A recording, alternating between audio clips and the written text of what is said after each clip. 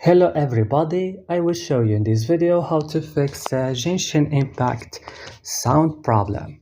Open guys the settings of your mobile phone, click on apps option and search for Genshin Impact and scroll down this list here, click storage and click clear cache.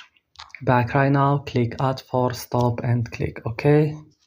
You should move to Play Store or App Store, update Genshin Impact. Guys, restart now your phone and that's all. Don't forget to like and subscribe in our channel and see you in the next tutorial.